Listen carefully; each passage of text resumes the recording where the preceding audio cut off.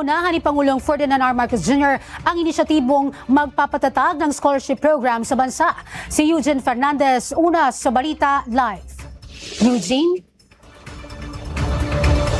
Zay, muling pinagtibay nga ng pamahalaan ang kalidad maging accessibility ng edukasyon sa ating bansa sa pamamagitan niya ng iba't ibang education initiatives sa ilalim ng bagong lunsad na PBBM Gabay ng Bayan program ngayong araw.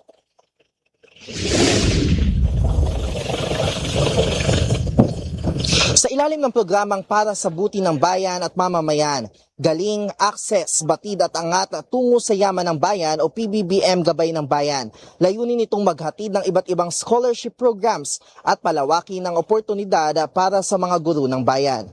Kabilang dito ang bagong Pilipinas Scholarship Program para sa mga estudyanteng mag-e-enroll sa top 5 priority courses ng pamahalaan at ang CHED Merit Scholarship Program para naman sa mga mag-aaral sa kolehiyo na may mataas na academic honors. Inaasahang aabot sa 20,000 na mga estudyante ang makikinabang sa mga scholarship na ito.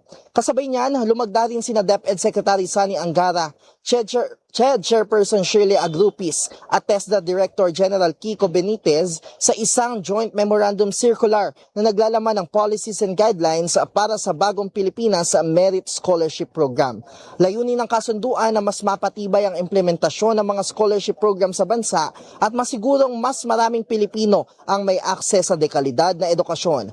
Naniniwala naman si Pangulong Ferdinand R. Marcos Jr. na ang edukasyon ay karapatang dapat tinatamasa ng bawat Pilipino. Binigyan din ito sa mensahe ng Pangulo na binasa ng kanyang anak na si House Majority Leader Congressman Sandro Marcos. When we speak of inclusive education, we speak in measurable, concrete, and sustained commitments to bring opportunities and hope closer to our learners in every family.